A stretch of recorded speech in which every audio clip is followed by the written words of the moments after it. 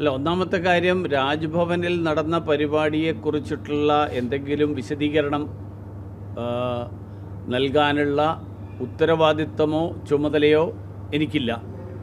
അത് രാജ്ഭവൻ്റെ PROയോ അല്ലെങ്കിൽ രാജ്ഭവനിലെ ബന്ധപ്പെട്ട അധികാരികളോട് ആരോടെങ്കിലുമാണ് സംസാരിക്കേണ്ടത്. പക്ഷേ എനിക്ക് രാജ്ഭവന് വേണ്ടിയല്ല ഞാനിത് പറയുന്നത്. പക്ഷേ ഈ നാട്ടിലെ ഒരു പൊതുപ്രവർത്തകൻ എന്നുള്ള നിലയിൽ എനിക്ക് തോന്നുന്നത് ശ്രീ VD സതീശൻ രാഹുൽ ഗാന്ധിയുടെ ഏറ്റവും അനുയോജ്യനായിട്ടുള്ളൊരു ശിഷ്യനാണെന്നുള്ളതാണ്. കാരണം കാര്യങ്ങൾ മനസ്സിലാക്കാതെ വായി തോന്നിയത് പറയുക എന്നുള്ളതാണ് രാഹുൽ ഗാന്ധി കഴിഞ്ഞ കുറച്ച് കാലമായിട്ട് ചെയ്തുകൊണ്ടിരിക്കുന്നത്. VD സതീശൻ അതിന് പറ്റിയൊരു ശിഷ്യനായതുകൊണ്ട് അതേ പാതയിലാണ് ഇപ്പോൾ VD സതീശനും ചെയ്തുകൊണ്ടിരിക്കുന്നത്. ശ്രീ S ഗുരുമൂർത്തി എന്ന് പറയുന്ന ആൾ, അദ്ദേഹം RSS നേതാവാണ് എന്നുള്ളത് VD സതീശൻ്റെ ഒരു ആരോപണമാണ്. ഞാൻ മനസ്സിലാക്കുന്നത് അങ്ങനെയാണ്. രാജ്ഭവൻ്റെ ഇൻവിറ്റേഷൻ ഞാൻ കണ്ടിട്ടില്ല.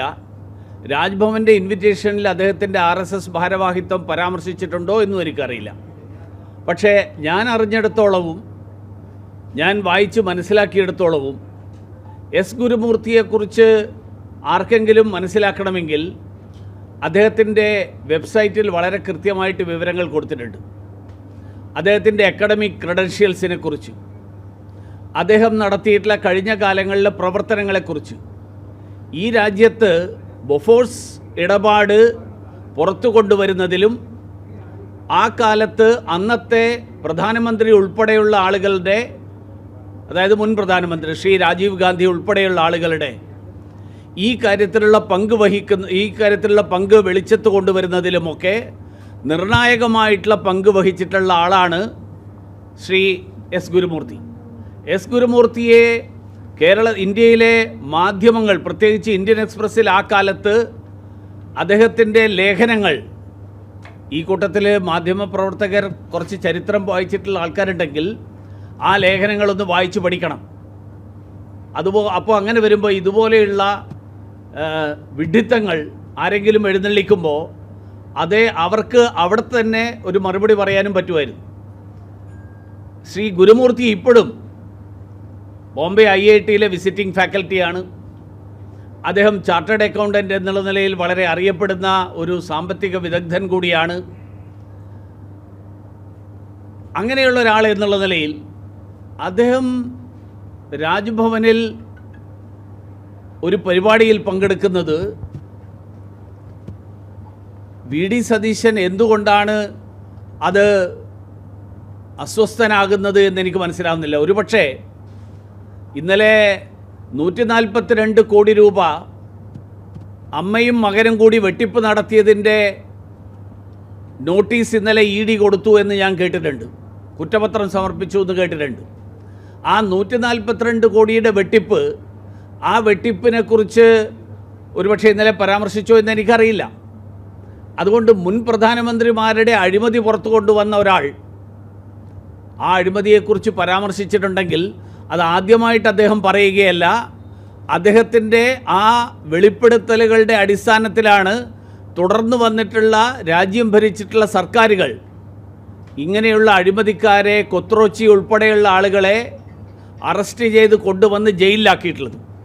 അതുകൊണ്ട് രാജ്യത്തിന് വേണ്ടിയിട്ട് വലിയ സേവനം നടത്തുന്ന ഒരാൾ, അങ്ങനെയുള്ള ഒരാൾ രാജ്ഭവനിൽ ക്ഷണിച്ചത് ശ്രീ വിശ്വനാഥ് അർലേക്കർ എന്ന് പറയുന്ന ഗവർണർ, അദ്ദേഹത്തിൻ്റെ മഹത്വമായിട്ട് ഞാൻ കാണുകയാണ്. അദ്ദേഹത്തെ അഭിനന്ദിക്കാൻ ആഗ്രഹിക്കുകയാണ്. അതുപോലെയുള്ള ആളുകളെ പങ്കെടുപ്പിച്ചുകൊണ്ടുള്ള പരിപാടികളുടെ വേദിയാക്കിയിട്ട് രാജ്ഭവൻ മാറണം. അതല്ലാതെ കോൺഗ്രസിൻ്റെ വിഴുപ്പലക്കൽ രാഷ്ട്രീയവും കോൺഗ്രസിൻ്റെ അന്തഃപുര രാഷ്ട്രീയങ്ങളുടെയും വേദിയായിട്ട് കേരളത്തിലെയും ഇന്ത്യയിലെയും രാജ്ഭവനുകൾ അധപ്പതിച്ചിരുന്ന ഒരു സാഹചര്യം, ആ സാഹചര്യം തുടർന്നു പോകരുത് എന്നുള്ളത് തന്നെയാണ് എൻ്റെ അഭിപ്രായം. മറ്റൊരു കാര്യം കൂടി, ദേശീയപാത സംബന്ധിച്ച ദേശീയപാത തകർന്നൊരു വിഷയമുണ്ടായി. പ്രതിപക്ഷ നേതാവ് നിതിൻ ഗഡ്കരിക്ക് ഒരു അന്വേഷിക്കണമെന്ന്. അപ്പോൾ സംസ്ഥാന സർക്കാർ പറയുന്നത് നിർമ്മാണം ദേശീയപാതയുടെ അതോറിറ്റിയുടെ ഭാഗമാണ്, അവിടെയാണ് അഴിമതി നടന്നിരിക്കുന്നത്, അവിടെയാണ് പ്രശ്നം. ഞാൻ മനസ്സിലാക്കുന്നത് ദേശീയപാതയെ സംബന്ധിച്ച് ഇത്രയും കാലം മരുമകനും അമ്മായിയച്ഛനും കേരളം മുഴുവൻ ഫ്ലക്സ് വെച്ച് ഞങ്ങളാണ് ഇതൊക്കെ പണിയുന്നത് എന്നാണ് നാട്ടുകാരോട് പറഞ്ഞിരുന്നത്. ഈ മന്ത്രി തന്നെ ദേശീയപാതയിൽ എല്ലാ സ്ഥലത്തും പോയി സെൽഫി എടുത്ത് ഇതാ പണി പൂർത്തിയായിക്കൊണ്ടിരിക്കുന്നു, പണി ഇത്രയായി. ഇപ്പം എന്താ പെട്ടെന്ന് ഇത് ദേശീയപാത നാഷണൽ ഹൈവേ അതോറിറ്റിയുടേതായത്? അപ്പോൾ കഴിഞ്ഞ കാലങ്ങളിൽ പറഞ്ഞിരുന്നത് ഉപേക്ഷിച്ചോ? അപ്പോൾ ഇനി ദേശീയപാത ഞങ്ങളുടേതല്ല കേന്ദ്ര സർക്കാരിൻ്റേതാണെന്ന് അംഗീകരിക്കുമോ? അതാണ് ഒന്നാമത്തെ കാര്യം. രണ്ടാമത്തെ കാര്യം, ഈ വിഷയത്തിൽ ദേശീയപാതയുടെ അതോറിറ്റിയുടെ ചുമതല എന്താണ്, സംസ്ഥാന സർക്കാരിൻ്റെ ചുമതല എന്താണ്? ഇത് കാര്യങ്ങൾ അറിയുന്ന ആളുകൾക്ക് വ്യക്തമായിട്ടറിയാം. അലൈൻമെൻറ്റ് ഉൾപ്പെടെയുള്ള മുഴുവൻ കാര്യങ്ങളും സംസ്ഥാന സർക്കാർ ഭൂമി ഏറ്റെടുത്ത് കൊടുത്തു കഴിഞ്ഞതിന് ശേഷം അവിടെ പണി നടത്തുക എന്നുള്ള ഉത്തരവാദിത്തമാണ് ദേശീയപാത അതോറിറ്റിയുടെ. ഞാൻ മനസ്സിലാക്കുന്നത് അവിടുത്തെ MLA-മാരും ജനപ്രതിനിധികളും ഈ അലൈൻമെൻറ്റിനെ കുറിച്ച് ഉള്ള അവരുടെ വിയോജിപ്പ് രേഖപ്പെടുത്തിയിരുന്നു എന്നാണ്, അല്ലെങ്കിൽ പ്രകടിപ്പിച്ചിരുന്നു എന്നാണ്. അത് ദേശീയപാത അതോറിറ്റിയോട് അല്ല പ്രകടിപ്പിച്ചിട്ടുണ്ടാവുക, അത് പ്രകടിപ്പിച്ചിട്ടുണ്ടാവുക ഭൂമി ഏറ്റെടുക്കലിൻ്റെ ചുമതലയുള്ള സംസ്ഥാന സർക്കാരിൻ്റെ ബന്ധപ്പെട്ട ആളുകളോടാണ്. ആ എതിർപ്പിനെ തള്ളിക്കളഞ്ഞുകൊണ്ട് ഈ ഇപ്പോൾ നിർമ്മിച്ചിട്ടുള്ള അലൈൻമെൻറ്റിനനുസരിച്ച് തന്നെ പണി നടത്തണം എന്ന് തീരുമാനിച്ച ആളുകൾ അവിടെ നിന്ന് വല്ല കമ്മീഷനും കിട്ടും എന്നുള്ളത് കൊണ്ടാണോ അങ്ങനെ തീരുമാനിച്ചത് എന്ന് അന്വേഷണത്തിലൂടെ കണ്ടുപിടിക്കാൻ കഴിയും.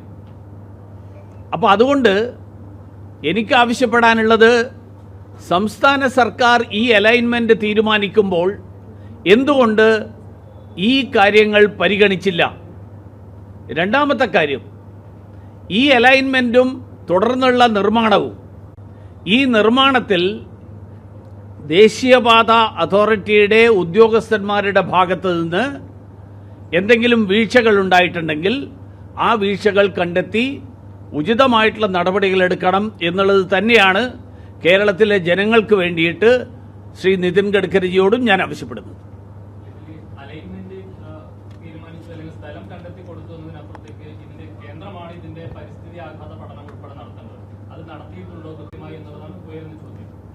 അതുകൊണ്ടാണ് ഞാൻ പറയുന്നത്, അലൈൻമെൻറ്റിനെ കുറിച്ച് തർക്കം വരുന്നത് ഇതിൻ്റെ അടിസ്ഥാനത്തിലാണല്ലോ. അതൊക്കെ കഴിഞ്ഞിട്ടല്ലേ സംസ്ഥാന ഗവൺമെൻറ് ഭൂമി ഏറ്റെടുത്ത് കൊടുക്കുന്നത്. അപ്പോൾ അവരത് നോക്കിയില്ലേ? ഈ പരിസ്ഥിതി ആഘാത പഠനം നടന്നിട്ടുണ്ടോ ഇല്ലയോ നോക്കാതെയാണോ ഭൂമി ഏറ്റെടുക്കുന്നത്? ഞാൻ ചോദിക്കട്ടെ, അത് രണ്ടാമത്തെ കാര്യം. ഭൂമി ഏറ്റെടുത്ത് കൊടുത്തതിന് ശേഷമാണോ പരിസ്ഥിതി ആഘാത പഠനം നടക്കുന്നത്? ഒരു സ്ഥലത്ത് പണി നടക്കുന്നതിന് മുൻപല്ലേ പരിസ്ഥിതി ആഘാത പഠനം? അത് കഴിഞ്ഞിട്ടല്ലല്ലോ. ഭൂമിയെല്ലാം ഏറ്റെടുത്ത് കൊടുത്തതിന് ശേഷം കേന്ദ്ര ഗവൺമെൻറ് പരിസ്ഥിതി ആഘാത പഠനം നടത്തിയിട്ട് ഇത് നടക്കില്ല എന്നല്ലല്ലോ പറയേണ്ടത്. പകരം സംസ്ഥാന ഗവൺമെൻറ് കൊടുക്കുന്ന ഭൂമി, ആ ഭൂമിയിൽ പണിയുക എന്നുള്ളതാണ് നാഷണൽ ഹൈവേയുടെ ചുമതല. അതിനു വേണ്ടത് പരിസ്ഥിതി ആഘാത പഠനം കേന്ദ്ര ഗവൺമെൻറ് നടത്തി, സംസ്ഥാന ഗവൺമെൻറ് നടത്തിയിട്ടാണോ ഭൂമി ഏറ്റെടുത്തത് ഇല്ലയോ എന്നുള്ളത് പരിശോധിക്കണം. പരിശോധിക്കുന്നതിലോ ആരുടെയെങ്കിലും ഭാഗത്ത് ക്രമക്കേടുണ്ടാവുന്നതിലോ ആ ക്രമക്കേട് കണ്ടെത്തി അതിന് ഉചിതമായിട്ടുള്ള നടപടികൾ എടുക്കുകയും ചെയ്യണം. ആ കാര്യത്തിൽ അഭിപ്രായ വ്യത്യാസമില്ല. പക്ഷേ കേന്ദ്ര സർക്കാരിൽ നിതിൻ ഗഡ്കരിജി കേരളത്തിൽ ഭൂമി എടുത്തിട്ടില്ല. നിതിൻ ഗഡ്കരിജിക്ക് ഇന്ന സ്ഥലത്തൂടെ ഭൂമി പണിയണം എന്ന് പറഞ്ഞിട്ടുമില്ല. അതുകൊണ്ട് കേന്ദ്ര സർക്കാരിലെ ഒരു മന്ത്രിക്കും ദേശീയപാതയിൽ ഉണ്ടാകുന്ന നിർമ്മാണവും അതിൻ്റെ പോരായ്മകളും, ആ പോരായ്മകളിൽ ഉത്തരവാദിത്വമുണ്ട് എന്ന് ആർക്കും പറയാൻ പറ്റില്ല. പകരം കേരളത്തിൽ നടക്കുന്ന എല്ലാ കാര്യങ്ങളും ഞങ്ങളാണ് ചെയ്യുന്നതെന്ന് പറയുന്ന ആളുകൾ അവരിതിൻ്റെ ഉത്തരവാദിത്വം എന്താ എടുക്കാത്തത് എന്നുള്ളതാണ് എൻ്റെ ചോദ്യം.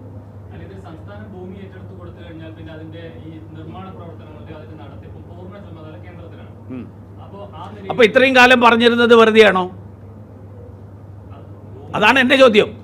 ഇത്രയും കാലം സെൽഫി എടുത്തിട്ട് ഇതാ പണിയുന്നു എന്ന് പറഞ്ഞ ആളുകൾ അപ്പോൾ ഇത്രയും കാലം എന്തിനാ ഈ കള്ളത്തരം പറഞ്ഞത്?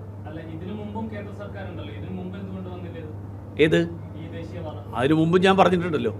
നിങ്ങളാരും കേട്ടിട്ടില്ലെങ്കിൽ ഞാൻ പഴയ വീഡിയോസ് എടുത്ത് നോക്കുക. അല്ല, അത് അന്വേഷിക്കട്ടെ, അന്വേഷിക്കണം. ദേശീയപാത അതോറിറ്റി അന്വേഷിക്കണം. ഉത്തരം പറയേണ്ടത് കേന്ദ്രമല്ലേ? അല്ലല്ല, ഞാൻ ചോദിക്കട്ടെ, ഉത്തരം പറയേണ്ടത് കേന്ദ്രമല്ലേ എന്ന് ചോദിച്ചു കഴിഞ്ഞാൽ എൻ്റെ തിരിച്ചുള്ള ചോദ്യം, ഞങ്ങളാണ് ഇതെല്ലാം പണിയുന്നത് എന്ന് പറയുന്ന ആളുകൾ ഇപ്പം എന്താ അതിൽ നിന്ന് പിന്മാറിയത്? അല്ല, അത് നമുക്ക് അവരോട് ചോദിക്കാം. അതാണ് എൻ്റെ ചോദ്യം. അല്ല, അതാണ് എൻ്റെ ചോദ്യം.